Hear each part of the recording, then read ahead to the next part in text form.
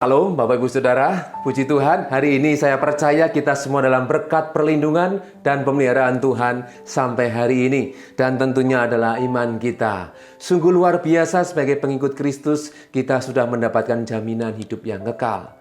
Yaitu bagi mereka yang sungguh-sungguh setia, mengiring Tuhan sampai akhir. Dan hari ini kita akan kembali belajar firman Tuhan, dan tentunya firman Tuhan ini akan menjadi kekuatan bagi kita. Dan minggu lalu kita juga sudah melihat kebenaran firman Tuhan, bahwa ketika Yesus melakukan karya penyelamatan, karya penebusan, di mana di situ kita diajak, kita dibawa untuk masuk dalam warga kerajaan surga.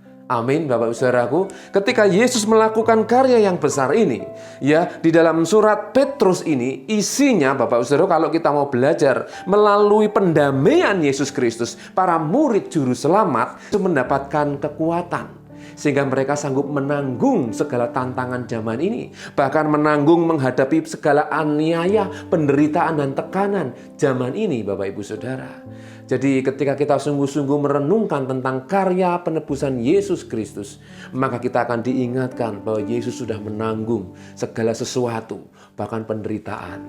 Jika kita hari ini mengalami kesusahan, penderitaan, ya, mari kita jalani bersama dengan Tuhan. Karena kita tahu bahwa Tuhan tidak pernah meninggalkan kita. Jika Dia sudah membayar lunas hidup kita, jangan pernah kita berpikir bahwa hidup kita adalah milik kita sendiri, dan jangan pernah berpikir bahwa saudara berjalan sendirian. Saudara beserta dengan Tuhan. Amin. Ya, saya tidak tahu persoalan Bapak Ibu Saudara, tapi yang saya tahu bahwa Tuhan menyertai kita, orang-orang yang percaya kepada Dia, Yesus Kristus. Ya, Dia memberikan penolong yang lain, yaitu Roh Kudus yang menyertai kita sampai hari ini, sehingga hari ini kita bisa tetap eksis, kita bisa tetap hidup, dan hidup kita akan menjadi berkat, dan tentunya semua untuk kemuliaan nama Tuhan. Luar biasa. Kembali lagi Bapak Saudaraku, saya sedikit ingatkan bahwa Petrus menyampaikan surat-suratnya. Surat yang pertama ini yaitu untuk memperkuat iman jemaat yang baru saja bertobat. Jadi surat Petrus yang kita pelajari minggu-minggu ini, ya, sejarahnya yaitu Petrus ingin menguatkan iman jemaat yang baru bertobat.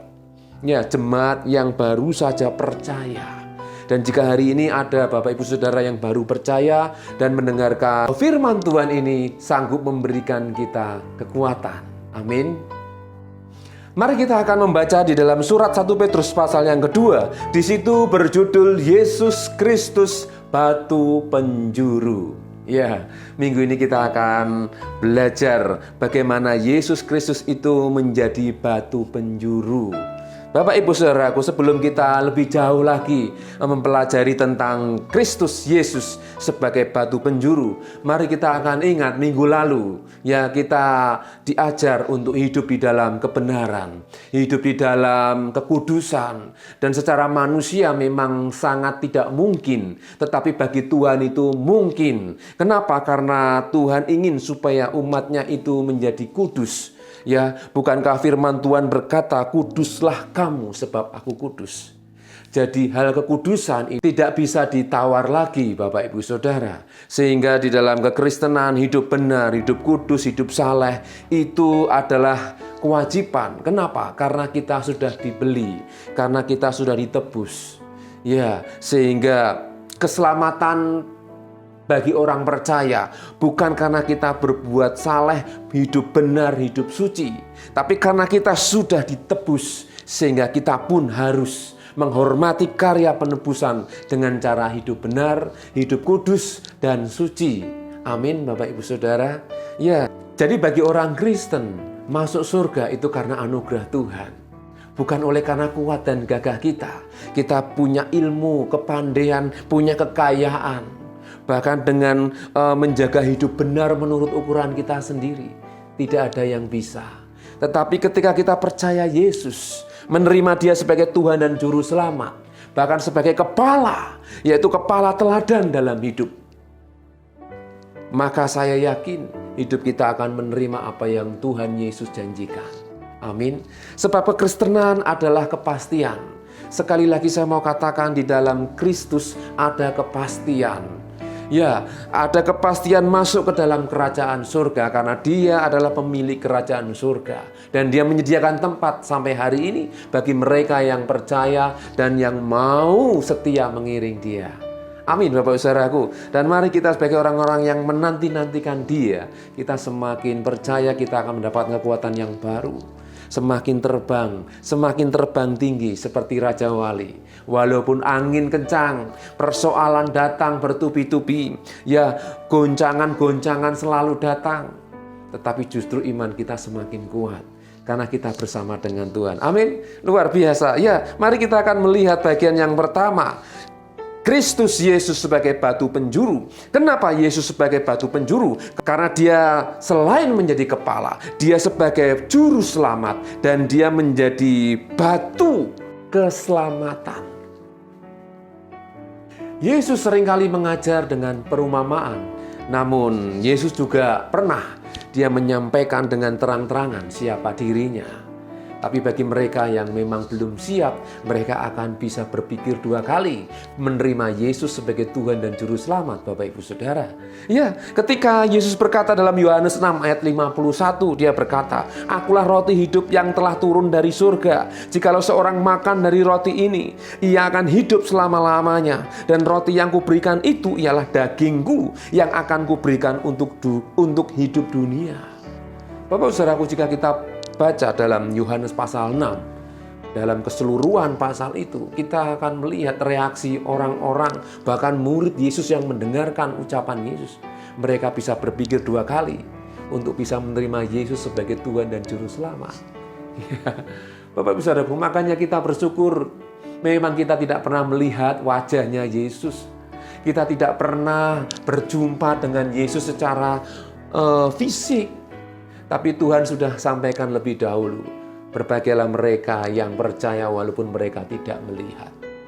Yang walaupun sampai hari ini diperdebatkan bagaimana wajah Yesus, rupa Yesus kita memang tidak pernah dengan real melihat seperti wajah Pak Jokowi, Pak SBY, orang-orang yang kita kenal dan kita ketahui dan yang bisa kita datangi Bapak Ibu Saudara. Ya, namun sekali lagi kita sebagai orang percaya, namanya orang percaya, berarti hidup oleh karena percaya. Amin. Ya, dan kita tahu fakta-fakta juga sudah banyak dibuktikan bahwa memang Yesus pernah hadir di muka bumi ini. Dan Dia memang akan berjanji akan datang kembali. Dan kita yang setia dan kita yang terus menanti-nantikan akan mendapatkan kekuatan yang baru. Ya, jika Yesus sebagai batu penjuru, berarti Dia, Yesus adalah pribadi yang memang kita harus pandang sebagai teladan hidup, sebagai pribadi yang bisa memberikan kita kekuatan. Ya, sehingga ayat yang pertama dikatakan, karena itu buanglah segala kejahatan, segala tipu muslihat dan segala macam kemunafikan, kedengkian dan fitnah. Hari-hari ini kita banyak melihat bahwa kejahatan tidak semakin turun, tapi justru semakin naik. Manusia memiliki tingkat kejahatan tidak semakin menurun, tapi mereka akan semakin brutal, ya. Bahkan mereka tidak sedikit menentang Tuhan, ya. Jika manusia tidak mendapatkan apa yang diinginkan. Bapak Ibu Saudaraku, sedikit saya akan cerita bahwa hari-hari ini atau beberapa tahun ini ada beberapa negara, ya, mereka sedang menawarkan bagaimana bisa hidup abadi dengan teknologi yang namanya cryogenik. Ya, dari Rusia. Mereka yakin teknologi untuk menghidupkan kembali akan ditemukan. Ya, dengan cara apa saudaraku? Ya, perusahaan ini yakin bahwa peristiwa menghidupkan kembali dapat dilakukan jika jasad dan organ-organ masih dalam keadaan utuh. Ya, seperti ketika sebelum meninggal. Oleh karena itu, seperti yang dilansir pada laman Media Express, cryogenik menawarkan jasa pembekuan jasad seharga 28.000 pound sterling. Ini Rusia. Kalau dirupiahkan kurang lebih 500 juta. Ya, mereka menantikan pasti akan ada satu teknologi nantinya bisa menghidupkan manusia lagi. Dan tidak hanya Rusia, ada juga Australia, hampir sama dengan Rusia. Ya, menggunakan teknologi yang sama, yaitu Cryonics namanya, Bapak Ibu Saudara. Dia juga menawarkan jasa yang sama, yang dengan cara berpikir yang sama, bahwa jasad akan dapat dihidupkan kembali setelah teknologi ditemukan. Hampir serupa dengan Rusia. Kemudian Cina, inovasi untuk menghidupkan orang mati juga dikerjakan. Ya, dilakukan oleh Cina. Tahun lalu Cina menyiapkan sejumlah jasad orang yang sudah meninggal untuk eksperimen dihidupkan kembali. Ya, di dalam Institut Penelitian The Shandong Yinfeng Life Science Research Institute merupakan satu-satunya pusat penelitian krionik di Cina. Ya, mereka mengadakan satu penelitian bahwa manusia akan bisa hidup lagi sama seperti waktu dia hidup dulunya. Bapak Ibu Saudara, usaha manusia ini dilakukan. Ya, mereka seolah-olah ingin menyamai Tuhan, bisa melakukan karya yang baru, ciptaan yang baru. Bapak Ibu Saudaraku, kejahatan tidak hanya sekedar membunuh, tetapi ketika manusia ingin menyamai Tuhan, ingin menyamai yang maha tinggi, ini adalah hati dari akar dari segala kejahatan. Ya, sehingga di dalam 1 Petrus pasal 2 tadi dikatakan, karena itu buanglah segala kejahatan. Ya, segala tipu muslihat dan segala macam kemunafikan, kedengkian dan fitnah. Bukankah sebenarnya kalau kita mau merenungkan firman Tuhan, iblis jatuh karena dia ingin menyamai yang maha tinggi. Kesombongan, kecongkakan. Sehingga Tuhan berkata, aku membenci orang-orang yang congkak dan mengasihi orang-orang yang rendah hati. Sehingga ketika orang-orang yang ada di dunia ini ingin menyombongkan diri, itu adalah kejahatan di mata Tuhan. Mari kita akan semakin menyadari siapa diri kita, Bapak Ibu Saudara. Kita belum apa-apa. Ya, mari kita jaga hati sehingga kita bisa menjaga hati kita dijauhkan dari segala niat jahat dalam hidup kita. Amin. Jika Yesus sebagai batu penjuru, kita bisa belajar kepada Dia. Dan Dia selalu berkata, marilah kepadaku yang letih lesu dan berbeban berat. Dan belajarlah kepadaku karena aku lemah lembut dan rendah hati. Kunci kemenangan orang-orang percaya adalah memiliki hati yang rendah. Memiliki hati yang siap untuk dibentuk. Sehingga bisa memiliki hati yang lembut. Ya, hati yang lembut adalah hati yang rela untuk dibentuk oleh Tuhan. Dan kita menyadari bahwa setiap kehidupan kita, segala hal yang terjadi dalam hidup kita, itu membentuk hidup kita.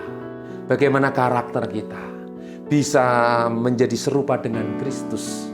Bagaimana manusia batin kita diubah menjadi serupa dengan Kristus. Dengan cara banyak hal dalam hidup ini. Ya, kita diajar sabar oleh orang-orang yang menyakiti hati kita. Kita diuji iman percaya kita ketika kita dihadapkan dengan situasi yang sulit. Kesulitan ekonomi, kesulitan keuangan. Bahkan ketika kita tidak ada pekerjaan. Bahkan ketika kita tidak ada orang yang peduli. Di situ iman kita diuji, Bapak Ibu Saudara. Kedewasaan kita diuji. Bagaimana kita menghadapi kenyataan yang pahit. Kenyataan yang tidak kita harapkan sebenarnya, tapi kita harus menjalaninya. Percayalah ketika kita menjadi milik Tuhan, saudara dan saya tidak berjalan sendiri, tapi Tuhan memberikan kita kekuatan. Kuatlah di dalam Tuhan, Bapak Ibu Saudara, karena Dia adalah batu penjuru kita, yaitu di mana mata kita memandang kepada Yesus yang memberikan kita kekuatan. Amin, Bapak Ibu Saudaraku. Ya, supaya kita hidup dalam kebenaran, menjauhi tipu muslihat, yaitu segala hal-hal yang tidak benar di mata Tuhan, bahkan kemunafikan, segala macam kemunafikan, sehingga orang melihat hidup kita penuh dengan ketulusan. Dan terang Kristus, pribadi Kristus semakin nampak dalam hidup kita. Ini bukan karya manusia, tapi karya Tuhan di dalam hidup orang-orang percaya. Amin, Bapak Ibu Saudaraku. Ini yang pertama. Yang kedua, dan jadilah sama seperti bayi yang baru lahir, yang selalu ingin akan air susu yang murni dan yang rohani, supaya olehnya kamu bertumbuh dan beroleh keselamatan. Jika kamu benar-benar telah mengecap kebaikan Tuhan, saya yakin dan saya percaya kita semua sudah mengecap kebaikan Tuhan. Kita sudah mengalami apa yang namanya kemurahan, kebaikan, pertolongan Tuhan. Ya, saya mau tanya Bapak Ibu Saudara, adakah Bapak Ibu Saudara yang mendengar renungan hari ini belum pernah mengalami kebaikan Tuhan? Saya yakin kita semua sudah pernah mengalami, bahkan sampai hari ini kita mengalami kebaikan Tuhan. Ya, mari kita jaga hati kita untuk tetap berkenan di mata Tuhan. Ya, dengan dasar apa Bapak Ibu Saudaraku? Dikatakan jadilah sama seperti bayi. Bukan menjadi bayi lagi pikiran kita, perasaan kita. Tapi di sini dikatakan jadilah sama seperti bayi yang baru lahir. Maksudnya kalau kita lihat bayi yang baru lahir, ketika dia haus, ketika dia lapar, dia pasti akan menangis. Dia akan minta minum, minum susu yang murni. Bukankah susu yang terbaik adalah ASI, air susu ibu? Itu yang paling bagus dibandingkan dengan susu-susu yang lain, Bapak Ibu Saudara. Ya, demikianlah juga kita. Ketika kita percaya kepada Yesus, kita dilahirkan kembali, lahir baru, Bapak Ibu Saudara. Manusia batin kita ini harus semakin kuat. Dengan cara apa? Kita merindukan firman Tuhan. Firman Tuhan ya seperti air susu yang murni. Ya, air susu yang murni itu yang betul-betul kalau dites ingredientnya Bapak Ibu Saudara itu betul-betul murni. Berisi nutrisi yang sangat bermanfaat. Dan firman Tuhan ini yang kita pelajari dan yang kita dengar, yang kita renungkan adalah nutrisi untuk manusia batin kita. Sehingga kita menjadi orang-orang yang kuat. Tubuh ini akan lemah, semakin tua semakin kusut menjadi tanah karena berasal dari tanah. Tetapi manusia batin kita dibaharui dari hari ke hari. Itulah namanya makanya kita membutuhkan nutrisi. Nutrisi firman Tuhan. Walaupun firman itu keras, walaupun firman Tuhan itu betul-betul menyentuh, mengajar hidup kita, tapi itu untuk kebaikan kita. Supaya kita menjadi orang-orang yang kuat. Amin. Bapak Ibu Saudaraku, bagi Bapak Ibu Saudaraku yang baru mendengarkan firman Tuhan, yang baru percaya kepada Yesus Kristus, saya mau sampaikan bahwa hari ini adalah waktunya untuk kita semakin sungguh-sungguh untuk menerima firman sebagai makanan, sebagai minuman, nutrisi yang sangat diperlukan ya sebagai manusia-manusia ciptaan Tuhan. Amin. Sehingga ketika kita semakin dalam belajar firman Tuhan, maka kita akan memahami pribadi Tuhan sendiri. Karena dua hal yang tidak bisa dipisahkan, yaitu pribadi Tuhan dan firman-Nya. Luar biasa Bapak Ibu Saudaraku.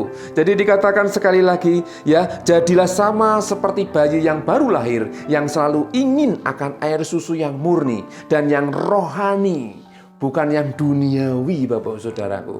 Ya, jadi dikatakan kenapa yang rohani? Karena manusia kita yang jasmani ini akan memang binasa. Tetapi yang rohani, yang bersifat roh akan kembali kepada Tuhan. Bukankah Tuhan berkata, kuduslah kamu sebab aku kudus. Maka manusia batin kita ini semakin dikuduskan. Dan berdampak kepada manusia daging, manusia jasmani. Ya, jadi sekali lagi Bapak Saudaraku, memang kita sebagai orang-orang percaya dipanggil untuk hidup di dalam kebenaran. Di mana ada kebenaran di situ tumbuh damai sejahtera. Jadi kalau kita ingin damai sejahtera, mari kita semakin hidup di dalam kebenaran. Amin. Dan kita bukan orang-orang yang sok rohani, tetapi kita memang hidup di dalam kekudusan, kebenaran. Dan kita harus menjaga, kita harus saling menjaga. Dan firman Tuhan selalu menjaga hidup kita untuk bisa berkenan di mata Tuhan. Sehingga dengan susu yang murni ini, dengan firman Tuhan yang murni ini, kita bisa bertumbuh. Dan kita semakin diingatkan untuk hidup di dalam kebenaran. Dan kita akan beroleh keselamatan. Amin Bapak Ibu Saudaraku. Ya, kenapa Yesus sebagai batu penjuru? Karena dia adalah kepala. Karena dia adalah teladan hidup kita. Dan kita diarahkan kepada Yesus Kristus untuk masuk ke dalam kerajaan Kristus. Karena dia akan datang dan menjemput kita. Sehingga kekristenan sekali lagi adalah kepastian. Kristen bukan sekedar agama, tapi Kristen adalah kepastian. di mana manusia yang hidup di dunia ini dijamin oleh Tuhan Sang Pencipta untuk menerima anugerah keselamatan, yaitu hidup yang kekal di dalam Yesus Kristus. Makanya kita tidak perlu ragu lagi. Apapun yang kita alami sampai hari ini, persoalan tekanan hidup ya yang kita alami, percayalah Tuhan pasti menolong kita. Ya, saya bersaksi Bapak Ibu Saudara, bukan berarti saya sudah bebas dari masalah, dari tekanan hidup ini, dari tantangan ujian cobaan. Tapi saya percaya Tuhan pasti menyertai. Ya, ketika saya mau merenungkan firman Tuhan, belajar firman Tuhan, saya dibukakan. Ya, secara iman saya semakin kuat. Ya, tetapi saya juga semakin yakin apapun yang saya jalani sampai hari ini, Tuhan tidak pernah meninggalkan saya. Dan saya percaya Tuhan juga tidak pernah meninggalkan Bapak Ibu Saudara semuanya. Kita punya kerinduan, kita punya cita-cita. Mari kita arahkan segala sesuatu yang ada dalam hati kita kepada Yesus Kristus. Karena Dia adalah batu penjuru.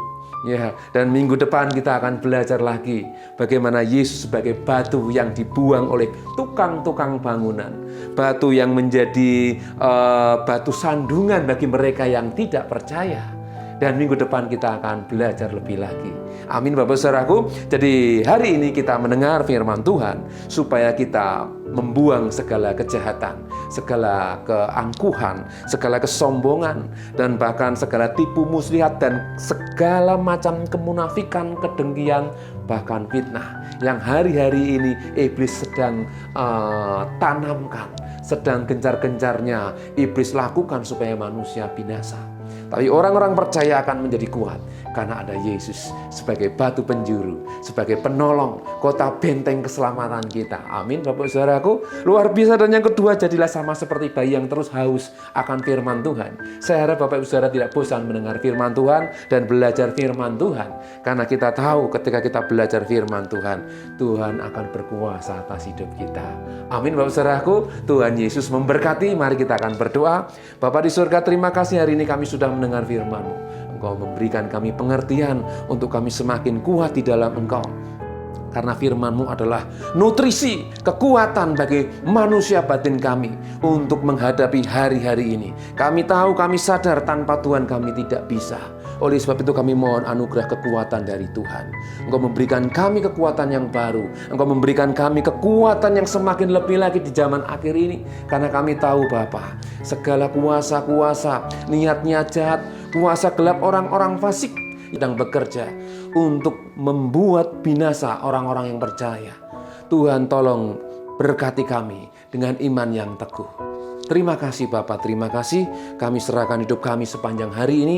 Kiranya damai sejahtera Tuhan melimpah-limpah atas kami. Kami serahkan keluarga kami, pekerjaan, pelayanan kami, kota kami dimanapun kami berada. Bahkan bangsa dan negara kami serahkan dalam kuasa-Mu. Berkati para pemimpin pejabat orang kuat negeri ini, bila mereka tetap hidup dalam kuasa. Roh tunduk akan Tuhan ada dalam setiap hidup mereka. Terpujilah nama-Mu ya Tuhan. Kami serahkan doa kami, damai sejahtera Tuhan melimpah atas kami mulai hari ini sampai Maranatha. Tuhan Yesus datang kedua kali dan kami yang percaya berkata amin. Tuhan Yesus memberkati.